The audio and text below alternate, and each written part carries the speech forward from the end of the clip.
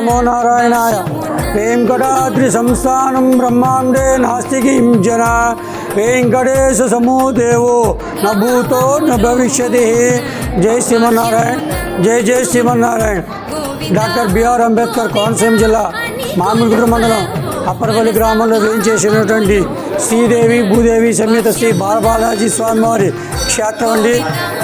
ఈ క్షేత్రంలో పూర్వకాలం నుంచి కూడా 1991 ఇక్కడ నూతన దేవాలయం ప్రతిష్ఠ అయింది. చినిజేర స్వామివారి యొక్క చేతుల మీద ఇక్కడ ప్రతిష్ఠ చేసింది.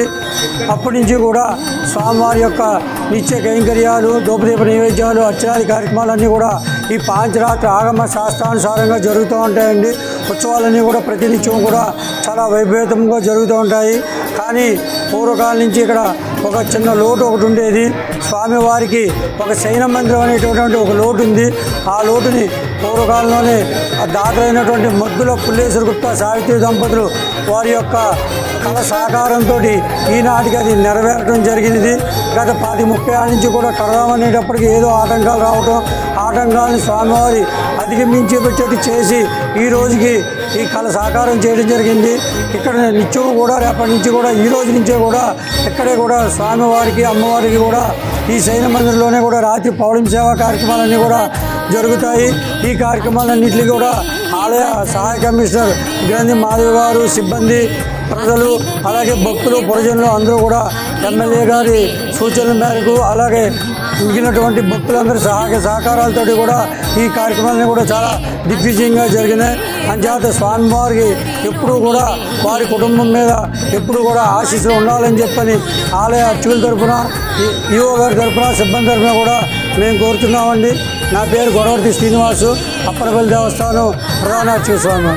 ఇదివరకు మామిడికుదురు మండలంలో ఉన్నటువంటి అప్పనపల్లి శ్రీ బాలబాలాజీ దేవస్థానంకి రావడం జరిగింది. ఈ దేవస్థానంలో స్వామివారికి శయన మందిరం అంటే అద్దాల మండపం గుప్తా గారు ఇచ్చారు కాబట్టి, అంటే ఆయన దాతలు ఈ దేవస్థానానికి అదే కారణంగా చాలా చేసినటువంటి దాతలు కాబట్టి ఆ దాతలు ఇచ్చినటువంటి అద్దాల మండపానికి ఆవిష్కరించడానికి నేను ఈ నియోజకవర్గ శాసనసభ్యునిగా రావడం జరిగింది. ఇక్కడికి వచ్చినటువంటి సందర్భంలో ఇక్కడ మా పెద్దలు రాంబాబు గారు, అలాగే తెలుగుదేశం నాయకులు, జనసేన నాయకులు, బీజేపీ నాయకులు అందరూ కూడా వచ్చారు. వీళ్ళందరి సమక్షంలో స్వామివారిని దర్శించుకుని మన ఇక్కడ ఉన్నటువంటి ఈవో గారి ద్వారా పూజలు అందుకోవడం జరిగింది. ఈ సందర్భంగా వీళ్ళందరికీ నా హృదయపూర్వక ధన్యవాదాలు తెలియజేస్తూ థ్యాంక్ యూ. ఓం నమో భగవతే వాసుదేవాయ.